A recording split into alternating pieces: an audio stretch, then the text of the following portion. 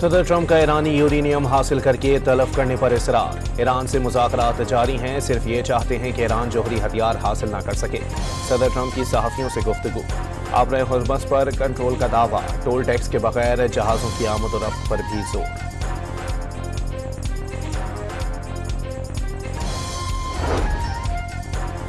ایران انتہائی افزودہ یورینیم کا گریڈ خود کم کرے گا، سینئر ایرانی حکام کا موقف۔ سپریم لیڈر سے منسوب یورینیم ایران سے باہر نہ لے جانے کی ہدایت کو مذاکرات ناکام بنانے کی سازش قرار دے دیا۔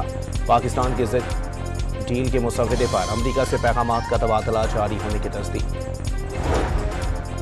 روس نے امریکہ ایران کسی بھی ممکنہ ڈیل پر عمل درآمد میں تعاون کا یقین دلا دیا۔ انتہائی افزودہ یورینیم کا فیصلہ کرنا ایران کا حق قرار دے دیا۔ ترجمان روسی وزارت خارجہ نے واضح کر دیا، جوہری تنازع صرف سفارتی ذرائع سے ہی حل کیا جا سکتا ہے۔ امریکی وزیر خارجہ مارکو روبیو کہتے ہیں صدر ٹرمپ ایران کے ساتھ کامیاب مذاکرات چاہتے ہیں، تہران سے بھی مثبت اشارے ملے ہیں۔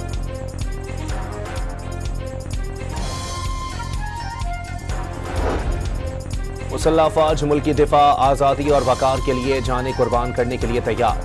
مشن مکمل کرنے میں ایک لمحے کی بھی تاخیر نہیں کی جائے گی۔ ایرانی commander in chief general Abdul Rahim Moosavi کی ایرانی صدر کو یقین دہانی۔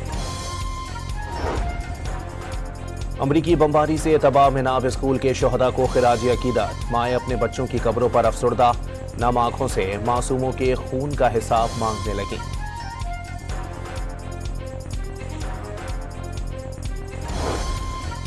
جنوبی لبنان میں ایمبولینس سینٹر پر اسرائیلی حملے میں 4 افراد شہید ہو گئے، 24 گھنٹوں میں شہادتیں 18 ہو گئیں۔ ایران کی نگرانی میں آبرۂ ہرمز سے 31 جہاز گزر گئے، اسلامی انقلابی گارڈز نے تفصیلات جاری کر دی۔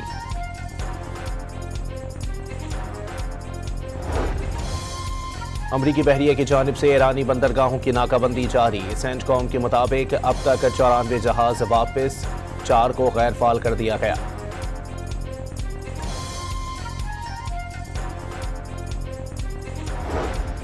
ریپبلکن ارکان کی غیر حاضری، صدر ٹرمپ کے جنگی اختیارات محدود کرنے سے متعلق قرارداد پر ووٹنگ موخر۔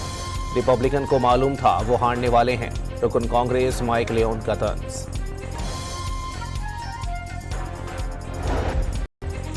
امریکی عوام میں ایران جنگ کی مخالفت میں ریکارڈ اضافہ، 60% سے زائد شہریوں نے جنگ کی مخالفت کر دی۔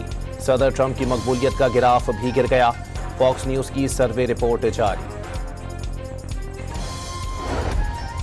چین نے پاکستان کی ثالثی کوششوں کی حمایت کی، ہر مشکل وقت میں پاکستان کے ساتھ چٹان کی طرح کھڑا رہا۔ وزیر اعظم شہباز شریف کا اسلام آباد میں پاک چین تعلقات کی 75ویں سالگرہ کی تقریب سے خطاب۔ صدر مملکت کی جانب سے عالمی امن کے لیے چین کے کردار کی تعریف، اقتصادی راہداری ترقی کی علامت اور چین کے ساتھ دوستی پاکستان کی خارجہ پالیسی کا بنیادی ستون قرار دے دی۔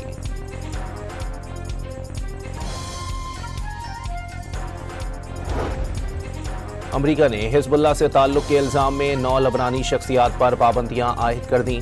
امریکی وزارت خزانہ کے مطابق حزب اللہ کو سیاسی نمائندوں بشمول ارکان پارلیمنٹ کی حمایت حاصل ہے۔ حزب اللہ نے امریکی پابندیاں مسترد کر دیں۔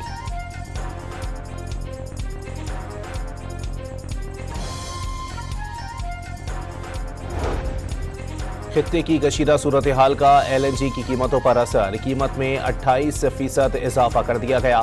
سوئس سدرن کے سسٹم پر قیمت $3.5 جبکہ نادرن پر $3.4 فی MMBTU بڑھا دی گئی۔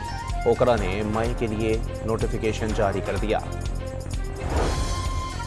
GHQ میں پاک فوج کے افسران اور جوانوں میں اعزازات تقسیم کرنے کی تقریب، فیلڈ مارشل سید عاصم منیر نے فوجی اعزازات شہداء کے اہل خانہ، افسران اور جوانوں میں تقسیم کیے۔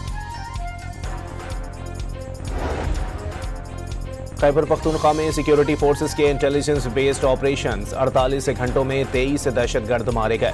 کارروائیاں دتا خیل، اسپینوام اور بنوں میں کی گئیں۔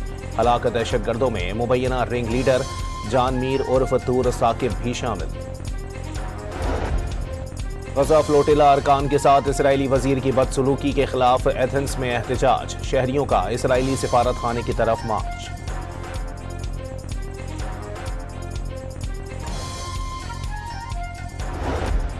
اور نیو یارک ملک میں طوفانی بارشوں کے بعد سڑکیں دریا میں تبدیل، گاڑیاں ڈوب گئیں، شہری گھٹنوں گھٹنوں پانی سے گزرنے پر مجبور۔